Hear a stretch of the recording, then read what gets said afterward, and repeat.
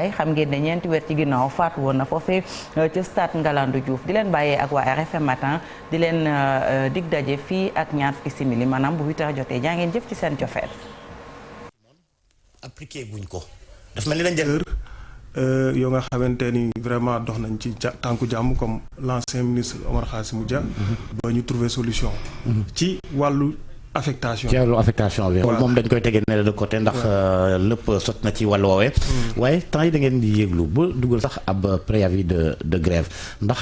ci waxtaan yi nga xamante ne seqoon ngeen kook nguur gi déggoo mujjee woon na ci am waaye ca mujjanteel ga mu mel ni daal la ngeen xaatimoon appliqué guñ ko dafa mel ni dañ jël ndax waaw jërëjëf Georges effectivement comme ni nga ko waxee surtout système indemnitaire bi ndax ci yéen la commencé voilà comme ni nga ko waxee dafa am nga baal ma tuuti rek ma def benn rappel par rapport ak accords yooyu ñu amoon parce que dafa am solo accords yi dafa jóge woon ci benn waxtaan benn kuréel bu ñu tegoon ci ministère muy comité de dialogue la ñu seqoon waxtaan ba tënk këyit may rappeler ni protocole d'accord boobu ñu ngi ko signé depuis août 2021 mu tegu woon ci benn indemnité bu ñuy wax indemnité de prise en charge agricole ginnaaw bi ñu laajee 4 indemnités président de la République son excellence Macky Sall joxe instruction wax ni ginnaaw bi mu defee déclaration 1er mai gis ni vraiment travers agriculture dañu war a xoolaat seen condition ba mu wax ko mu joxe instruction pour ñu jox ñu benn indemnité de prise en charge agricole pour une enveloppe de 2 milliards et quelques. Annuel, voilà. Et c'est une indemnité boo xamante ne dañ ko waroon accorder à l'ensemble des travailleurs du ministère de l'agriculture muy contractuel comme fonctionnaire. bi ñu signé protocole d'accord boobu ñu ni mois de août lañ ko signé ñu ni kon année budgétaire bi comme commencé na nañ leen may pour que au moins bu ñu terminer année budgétaire bi pour que ñu budgétiser ko ci. année bi ciy topp. voilà année bi ciy topp 2022. bi décembre jotee lors de l'élaboration des budgets ñu fexe bañ inscrire ko dans le budget de 2022 loolu li muy tekki nag mooy ni les députés ci boppam joxe nañ seen aval pour que ñun ñu accorder ñu seen indemnité yooyu. ñu ni également pour loolu am il fallait un décret bi tamit ñu dugal ko ci circuit projet de décret ci li ñu wax. projet de décret boobu dugg ci circuit ba janvier à la place maintenant di projet de décret bi waroon génn ñu indil ñu. ab arrêté ministériel benn arrêté interministériel. foofu dama bëgg a wax rek ni temps yi passé dégg ngeen jàngalekat yi suñu xarit Damboj ñu koy nuyu camarade Damboj mu wër ci télé yépp ak yenn journalistes ak chroniqueurs yi nga xamante ni jëluñu la bonne information. di wax ni travers agriculture jox nañ leen 300 000 jox nañ leen 400 000 jox nañ leen lu ne boo seetee point bi nga xamante ni document bi nga xamante ni moom lañ doon brandir sax contre l'État du Sénégal les enseignants moo nekkoon document boobu ci lañ ñoom amee seeni indemnité récemment dégg ngeen ko accord yi ñu signé ak le gouvernement et que l'État a pris toutes les dispositions pour jox leen indemnité yooyu yim leen dikk mooy les enseignants muy 100 milliards yooyu ngeen di dégg ci mois de mai bii ce qui veut dire que l'État dina def loi de finances rectificative contrairement à nous parce que sànq wax naa leen ni ñun août lañ signé woon defuñu loi de finances rectificative mais ba mars bii ñu toll nii malgré le budget comment dire l'indemnité est inscrite dans le budget de 2022 ba tey ñun joxuñu ñu suñu indemnité. mais selon yow lan moo waral li nu mel boo gisee peut-être depuis 2020 mun nañu wax ni yéen a ngi presque xeex pour loolu am dem ngeen ci grève de la faim. mais est-ce que peut-être c'est parce que peut-être seen force de frappe amul doole boobu peut-être que ministère bi sentir na seen doole amul leen doole pour paralyser le système. non yaakaaruma loolu nag parce que ñun agriculture jàpp naa ni am nañ doole bu baax pour paralyser système bi. Et d'ailleurs sax l'objectif quand même d'une revendication syndicale ce n'est pas pour autant de paralyser un secteur parce que ñun bu ñu sañoon duñ paralyser benn système dañu bëggoon ñu jox ñu li ñu yellool. rapport de force bi laa bëgg a wax. mais rapport de force bi am na parce que boo jëlee suñu mission daaw dégg ngeen fii que ni ñun ñoo bloqué woon les semences parce que semence certifiée ñun agent ministère agriculture ñun ñoo koy def les statistiques agricoles yi ngay dégg gouvernement bi di ci sukkandiku ren lii lañu bay ci dugub lii lañ bay ci mboq ci gerte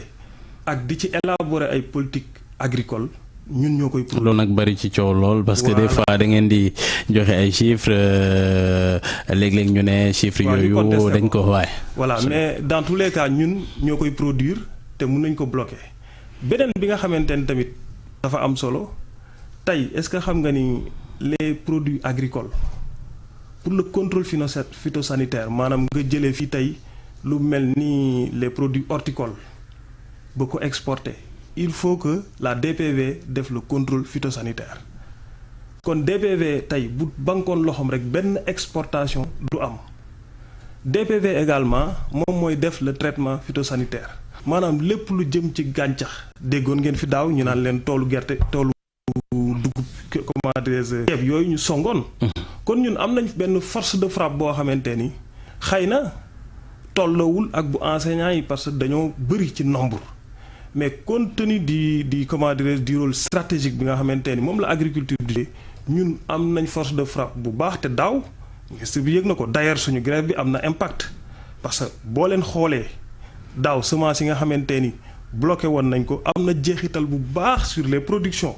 parce que ren boo seetloo résultat définitif yi defe naa ni génnagul mais li ñu amagul xayma ko ministre bi si boppam toog na fi waxal ko boppam ni production yi dafa nekk en baisse te production yi bu baissee rek ça veut dire que rendement yi ñoo wàcc te rendement yi su wàccee rek ça veut dire que semence bi laal na ci. mais yéen naa ngi wax ci wàllu woowule pour peut-être dem ci bataille ministre bi su ma fàttewul amoon na benn moment boo xam ne bi ngeen di def seen grève de faim nee woon na yéen doo leen syndicat amu leen récépissé. non defe naa ni loolu moom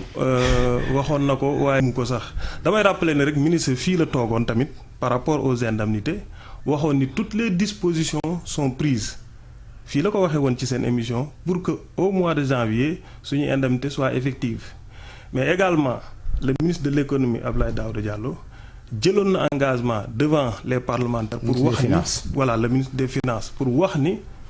les indemnités seront effectives au mois de janvier 2022 maintenant pour revenir sa question ministre defe naa ni bu fekkente ni wax na ni ñun amuñu këyit loolu war na leen a jaaxal yéen parce que syndicat bu amul këyit mënoo séq ak moom dialogue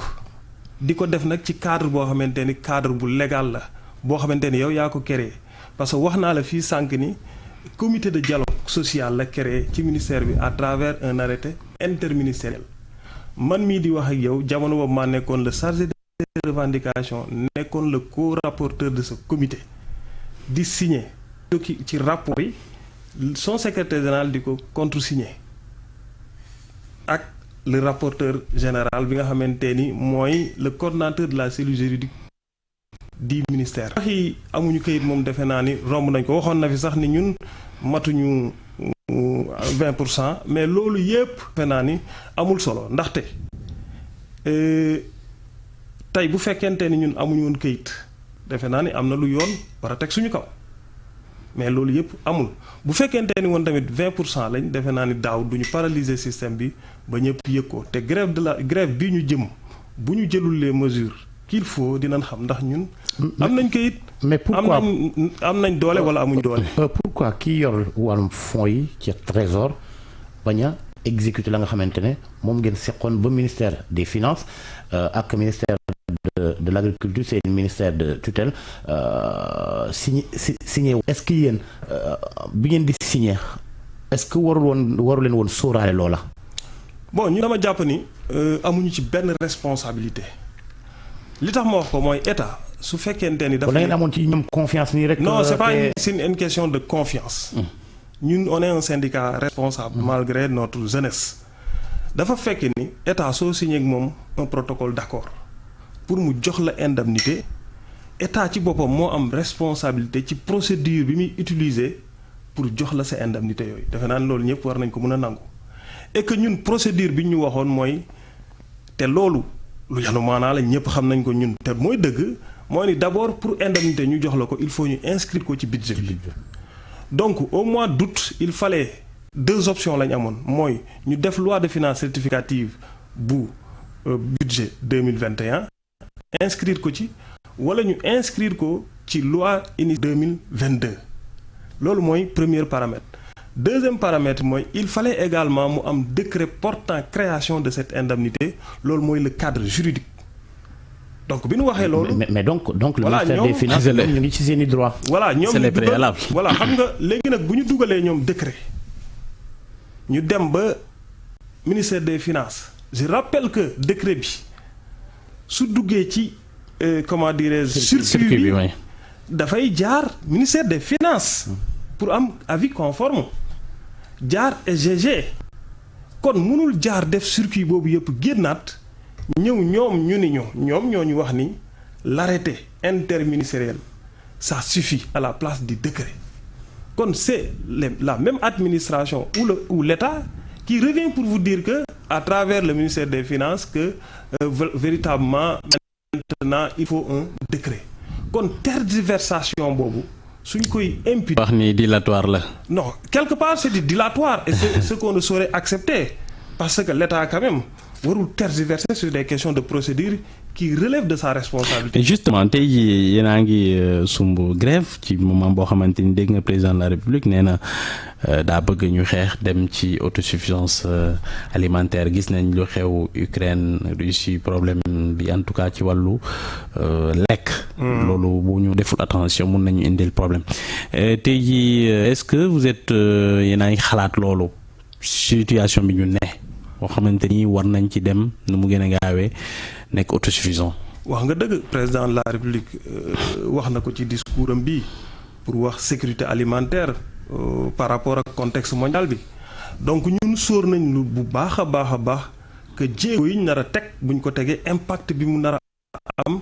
ci loolu xam ni président de la République daf ko bëgg réew mi bëgg ko moo tax dama jàpp ni bu joxee instruction parce que wax naa leen indemnité bi instruction président de la République moom moo joxe sax enveloppe bi pour wax ni jox leen une enveloppe ginnaaw bi mu defee seetlu yi kon bu fekkente ni jox na ay instruction ay ministre am dañ ko war a en tout cas mettre tout le dispositif pour appliquer ko léegi nag ñun wax naa la ko sànq tey bu nu gàllankooree la certification des semences gàllankoor la protection des végétaux gàllankoor les statistiques agricoles gàllankoor wàllu formation bi nga xamante ni à travers nos centres de formation dañ koy def te mu jëm ci xëyu ndaw ñi loolu suñu ko gàllankooree effectivement la question de la sécurité alimentaire ou de l'autosuffisance alimentaire il est évident que objectif boobu duñ ko atteindre mais man jàpp naa ni président de la République Macky Sall son excellence moom dina jël toutes les mesures idoines pour régler problème bi parce que on est dans une république organisée mënuñu accepter national voter un budget inscrit ci benn indemnité pour jox ko ay travailleurs et ils ont été sensibilisés les députés par rapport à cette question-là mu am ay vices de procédure yoo xamante ni mooy entaché loolu donc encore une fois comme ni nga ko waxee suñu grève ñaanuñu yàlla loolu préavis de grève lañ dugal boo xamante ni délai d'expiration bi 1 mois la gëm nañ ni balaa délai d'expiration bi Macky Sall son excellence en tout cas le gouvernement dina jël ay mesures je dois rappeler que la direction de la protection des végétaux dafa am ñetti syndicats démb laa fa jóge marqué nañ seen adhésion pour une unité syndicale pour une unité d'action te loolu dafay gën a jox ampleur ak impact grève bi parce que daaw bi ñu sooboo ñun ci grève bi ñoom dugguñu ci woon te ku ne xam na ni rôle stratégique bi nga xamante ne direction de la protection des végétaux daf bis bu duggee ci grève bi autosuffisance boobu dafay compromettre parce que ñëpp xam nañ ni li jëm ci ceeb.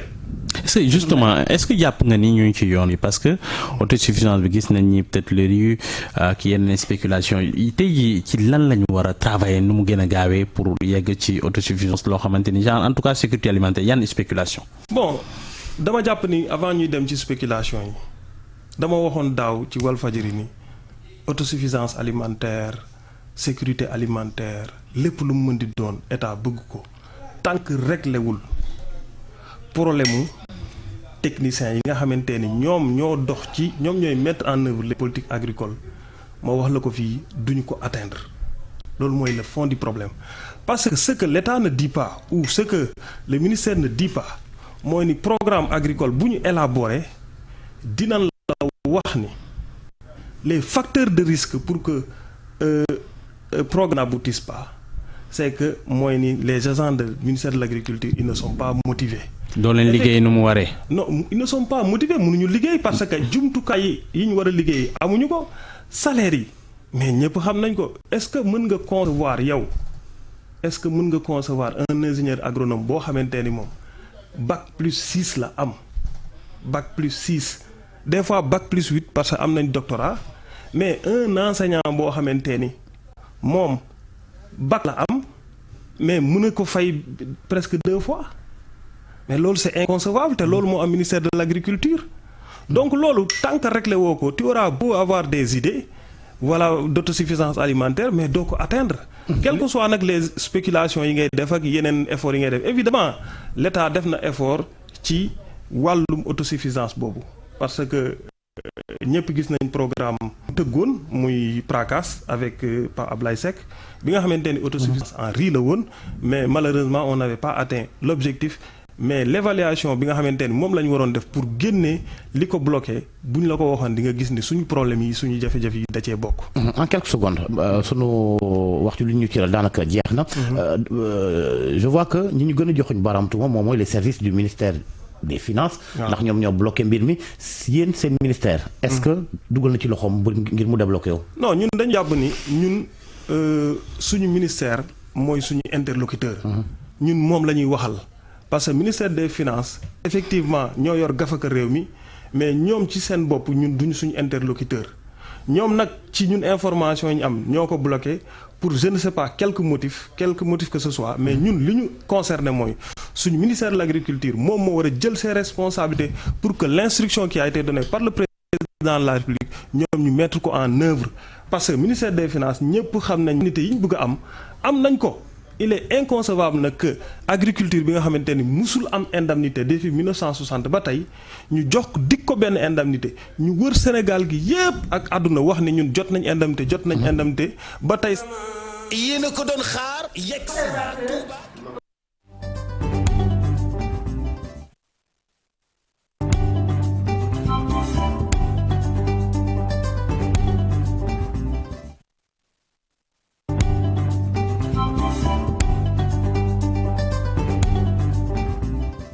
aywa jaajëfal bu baax a baax waa RFM matin di jaajëfalaat également suñu téléspectateurs yi ñu àndaloon 8h ñaari simili moo ci des dal leen jaamu ci ñaareelu pàcc bi ñu doore ko ak xibaar yi ci yaatal ànd ci ak Cheikh Tidiane Diaw.